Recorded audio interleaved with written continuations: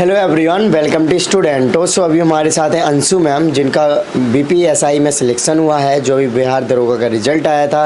तो आज हम मैम की स्ट्रेटजी जानते हैं, बुक लिस्ट जानते हैं और बिहार दरोगा की आप कैसे तैयारी कर सकते हैं या फिर बिहार दरोगा का क्या एग्ज़ाम पैटर्न होता है, जो भी बातें हम इस वीडियो में डिटेल में कवर करेंगे। तो अभी तक आपने चैनल को सब्सक्राइब नहीं किया, चैनल को सब्सक्राइब कर लीजिए, इस वीडियो को लाइक करें। आपके जो भी क्वेरीज होते हैं आप हमें इंस्टाग्राम और फेसबुक पर मैसेज कर सकते हैं। सबसे ज़्यादा मोटिवेशन आपके पेरेंट्स है, उसके बाद अगर आप एलोन फील कर रहे हैं तो भगवान सबसे ज़्यादा हैं। मैं इनको बहुत मानती हूँ और हमेशा पूजा पाठ करती रहती थी, तो ये एक आपको पॉजिटिव वाइब्स मिलता था, तो वो सही है आपके लिए। हमेशा कुछ ना कुछ करते रहना चाहिए कि माइंड आपका निगेटिव में ना आए। और बाकी है यहाँ पे हमने बहुत जो भी हमको पढ़ना होता था वहाँ यहाँ रखती थी शॉर्ट्स वगैरह। हम क्राउन के क्या कहते हैं ऐसे पार्ट वाइज कर दिए थे, छोटे छोटे नोट्स में कर दिए थे। और करंट अफेयर के लिए एडिटोरिया यहाँ पे, और ये घटनाचक्र के सारे हैं, घटनाचक्र को पार्ट वाइज कर देते कि ईजी होगा पढ़ने में। और ये छोटे छोटे जो नोट्स होते थे, जैसे कि हमको याद नहीं था जर्नल वगैरह, इसको लिख देते थे। फिर आपको लूसेंट का कट करके यहाँ लिखते थे। यहाँ पे मैप पे जो था, हमने क्या किया था कि सारा मैप को जितना भी पढ़ने वाला था, जो पॉइंट मिलता था नया नया, उसको मैंने इसे गोल गोल करके और पढ़ाई किया था। ऐसे आप कीजिएगा, बहुत ईजिली तैयारी होगा।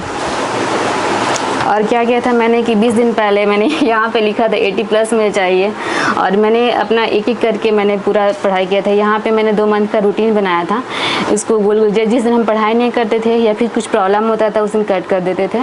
उसके बाद से हमने सब रिविज़न किया। फिर एग्ज़ाम मेरा 20 अप्रैल को था, एग्ज़ाम दिया। मैम सबसे पहले आप अपना एजुकेशन बैकग्राउंड बताइए। मैं ग्रेजुएशन कर चुकी हूँ जी।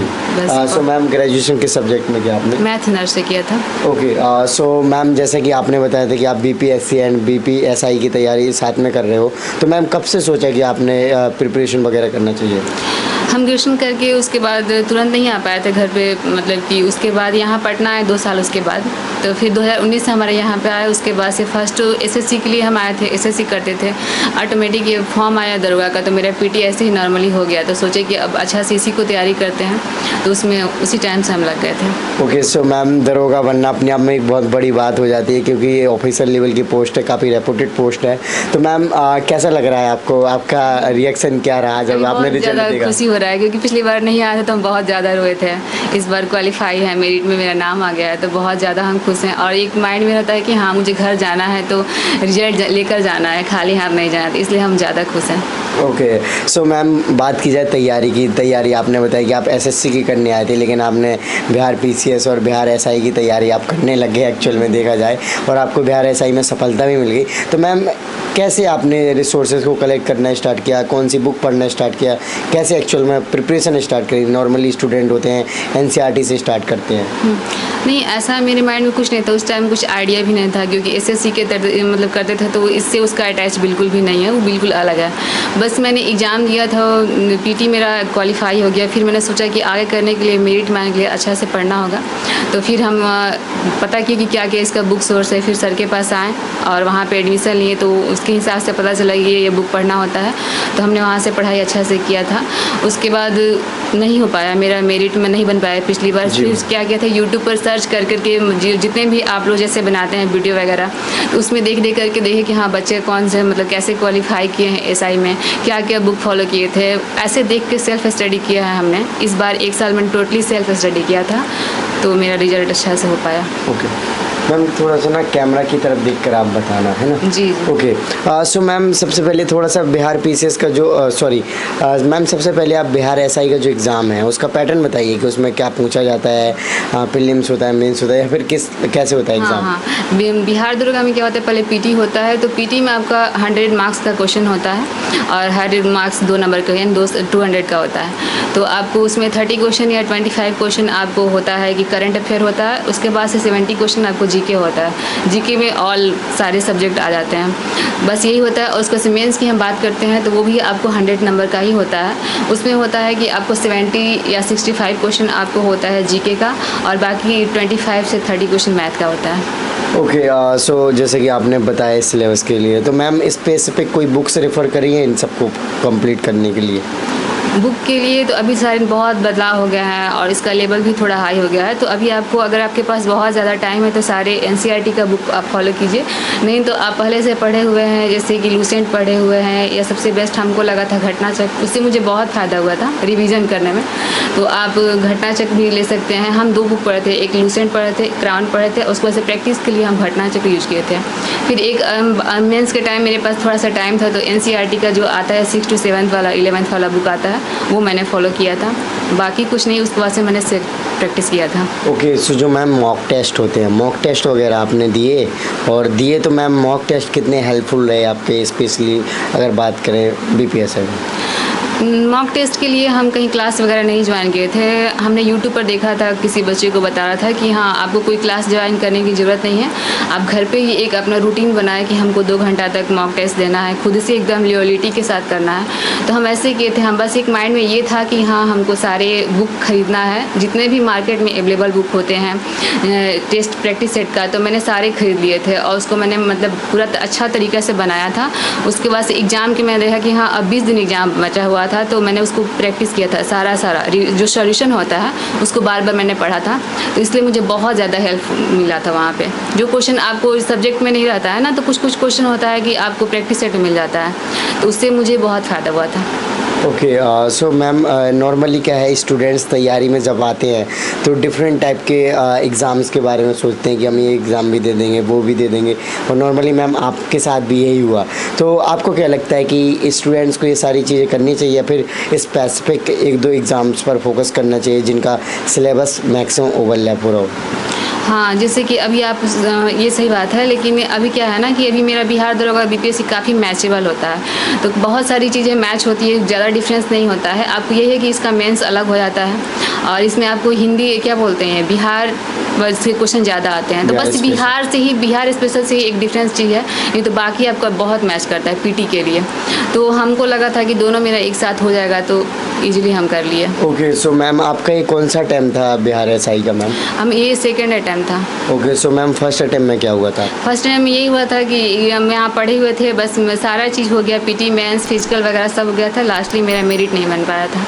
ओके, सो मैम मेरिट क्यों नहीं बन पाया था, क्या रीज़न आपको समझ कुछ आया? हम अपने से मेन बात है कि क्लास वगैरह ज्वाइन किए थे और ज़्यादा टाइम नहीं हुआ था आए हुए हमको, तो 8-9 महीने में ही हम तैयारी की थी, एग्ज़ाम दिए थे। कुछ क्वेश्चन या फिर कुछ बुक ज्योग्राफी वगैरह का चैप्टर मेरा जो था वो कंप्लीट नहीं हुआ था, तो मेरा रिजल्ट नहीं हो पाया था उस टाइम। ओके, सो क्या मैम फिजिकल वगैरह के मार्क्स काउंट होते हैं क्या मैम? नहीं, फिजिकल के मार्क्स में काउंट नहीं होता, उसको बस पास करना होता है। ओके, सो मैम फिज़िकल के लिए जैसे पास करना है, जैसे यूपीएससी में सीसेट को पास करना है जैसे हो जाता है, तो मैम इसके लिए आपने कुछ प्रैक्टिस वगैरह की थी या फिर क्लासेस ली थी, कैसे किया था मैम? फिजिकल के लिए मैंने क्लास लिया था। मेरा जब मेंस निकल गया मुझे लगा कि हाँ, मार्क्स मेरा अच्छा है, मेरा हो जाएगा, रिजल्ट हो जाएगा। फिर रिजल्ट कुछ दिन बाद जल्दी अभी जो है 2213 वाला वैकेंसी में इसका प्रोसेस बहुत ही ज़्यादा कंटिन्यू हो गया, एकदम फास्टली हो रहा है, तो रिजल्ट तुरंत आ गया। फिर हमने फिजिकल के लिए ज्वाइन कर लिया क्लास, वहाँ पे ज्वाइन किए, वहाँ किए क्लास अच्छा से, उसके बाद से उसका जाकर एग्ज़ाम किया। ओके, और मैम करंट अफेयर्स बहुत ज़्यादा इंपॉर्टेंट है इन एग्ज़ाम्स में, तो मैम करंट अफेयर्स कैसे कवर करते थे आप? करंट अफेयर के लिए सबसे पहले तो हम एक एसपीडी हर मंथ का लेते थे, उसके बाद से आपको एडुटेरिया का जो बुक आता है, एक मंथली वार्षिकांक भी आता है और अर्धवार्षिकांक भी आता है, उस बुक को हम प्रीफर किए थे और उसको बार बार रिविज़न किए थे, उससे मेरा हो गया था। ओके, सो मैम प्रिपरेशन के दौरान नॉर्मली कहा जाता है कि हमें सोशल मीडिया से कट हो जाना है, फ्रेंड सर्कल से कट हो जाना है, या फिर फालतू काम नहीं करने हैं, स्पेसिफिक पढ़ाई पे ध्यान करना है, तो मैम आपके अकॉर्डिंग कैसे? पहली बार तो ग्रेजुएशन में मोबाइल मिला था हमको, बहुत मुश्किल से पापा बोलते थे पढ़ाई करना है, मोबाइल नहीं यूज़ करना है, तो ग्रेजुएशन में मोबाइल मिला। उसके बाद हम कभी एफबी वगैरह या सोशल मीडिया से ऐड नहीं हुआ, बस मेरे पास व्हाट्सअप था, वो भी ग्रुप था पढ़ने के लिए, इसलिए मैंने व्हाट्सअप रखा हुआ था, लेकिन अब स्टार्ट करेंगे। Okay, so ma'am Bihar police में शामिल होकर आपको स्पेस से अगर बात की जाए स्पेशली, तो कैसा लग रहा है जब आपके कंधों पे सितारे आएंगे, तो उसके बारे में आप सोचते होंगे, तो अभी क्या सोचते हो? बहुत ही ज़्यादा ज़्यादा मेरा सपना था इसमें जाने के लिए, वर्दी के लिए मेन बात है, मेरा ज़्यादा फोकस था कि हमको वर्दी चाहिए। तो ये बहुत ही अच्छा लग रहा है। सबसे ज़्यादा आपको अच्छा तब लगता है जब आपके पेरेंट्स गौरवान्वित होते हैं। मेरे गांव में मेरे पेरेंट्स को बहुत ज़्यादा एक रिस्पेक्टफुल नज़र से नहीं होता है कि हाँ बेटी दरोगा बन गई ऐसे वगैरह, तो मुझे उससे देखकर और ज़्यादा अच्छा लगता है। Right ma'am. और मैम अगर हम रिपोर्ट्स को देखें तो बिहार में कहीं ना कहीं मैक्सिमम फीमेल पुलिस में हैं, तो मैम इसके बारे में आप क्या कहना चाहोगे? पुलिस में सर्विसेज में लेकर ऐसा क्या है गर्ल्स में, क्या मतलब आप भी देखते होगे, आपने भी फील किया होगा या फिर आपके फ्रेंड सर्कल में होगी, तो स्पेसिफिकली अगर देखा जाए अगर इंडिया में तो सबसे ज़्यादा या फिर one of the maximum females हैं पुलिस में बिहार से?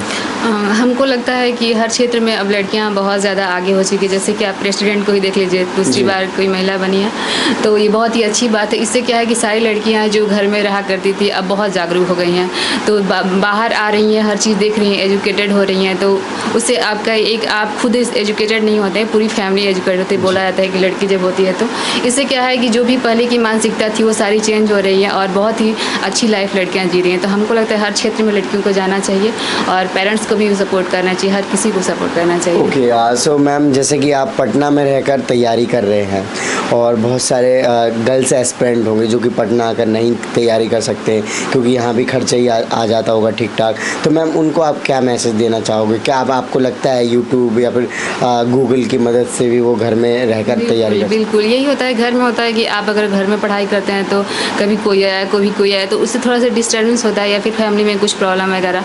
लेकिन अगर हाँ आप अपना एक माइंड गोल सेट कर ले कि हाँ हमको एक रूम चाहिए, उसमें अपना सारा सेटअप कर ले कि हमको पढ़ना है, तो इजीली हमको लगता है कि घर पे भी आप अच्छा से रह करके पूरी तैयारी कर सकते हैं और ज़रूर हो जाएगा।